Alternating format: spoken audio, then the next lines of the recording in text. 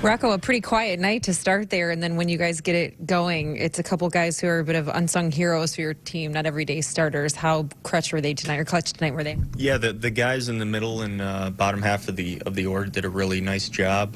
Had really good at bats, hit some balls hard. Got some things going. Even not in the inning, when we kind of threw the runs on the board, but even earlier, they did a nice job and gave us a chance. We need that. We need our entire lineup to contribute and do those kinds of things. So it's really nice to see. It was not the easiest of games to work through. There were obviously some, hit some balls hard, didn't really get anything going, get a couple guys on, ground into a double play. Things just didn't seem to be flowing real well, but ultimately we figured it out. It's tough to see Jake have to come out of the game, but he was very impressive tonight. What made him so dominant, you think? He threw the ball great. I mean, it was a very, very nice start. I wish he could have even, maybe even kept pitching longer. Maybe under different circumstances, he would have been able to keep going. But the stuff was good. The execution was good. I think he put the ball exactly where he wanted it.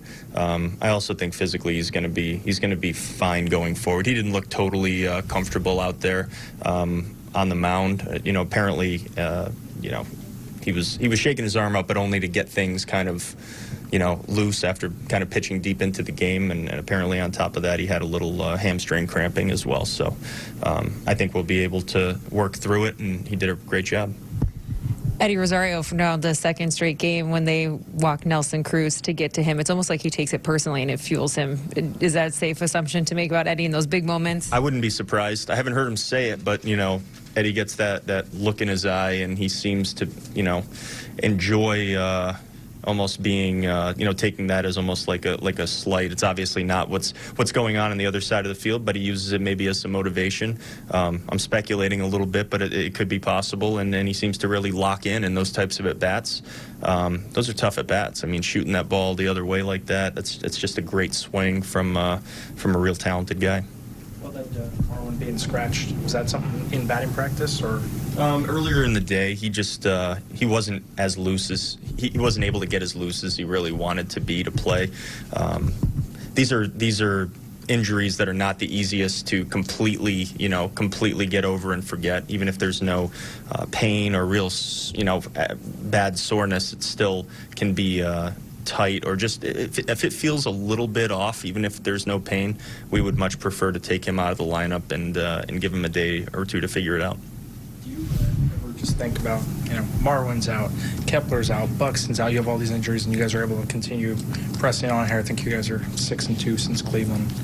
Yeah, we'd like to make that the norm, and the expectations shouldn't fall in any way, even when we have a guy or two or three or five out of the lineup. We totally expect that the guys that we have slotted in there are going to go compete and play well, and they're talented, so they could do things, and they have their own skill sets and things they bring to the table as well, even if it's not our quote unquote normal regular lineup that we've rolled out there all year long. We have the guys that can get the job done. What were some of the factors that went into the decision to use Kyle in the bullpen? There's probably several factors. For one, I think shortening him up was something that we have discussed for a little while. A lot of it has to do with his physical kind of state and kind of taking advantage of his top form and him fresh and ready to go, as opposed to him grinding out these starts where he's throwing 80, 90, 100 pitches. We wanted to get the absolute best out of him, go out there and rip some sliders and some change-ups and have his top-end velo, and I think he enjoyed it. I think letting him go out there and throw his absolute best stuff at these guys, and and starting there and seeing what happens is a good thing. There really wasn't a hard plan as far as what we were going to do. We knew it was going to be a shorter outing. We were going to give him as much time, as we could earlier in the game to let him know that, we were planning on using him. He got ready and went out there and did a nice job. Is this something you're considering for October?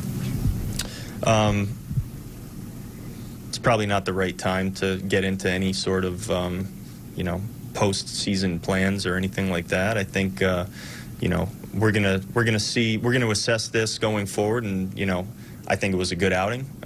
We'll see if we can maybe do something like this one more time with Gibby in the regular season and see where it goes from there. So what is the game plan for tomorrow?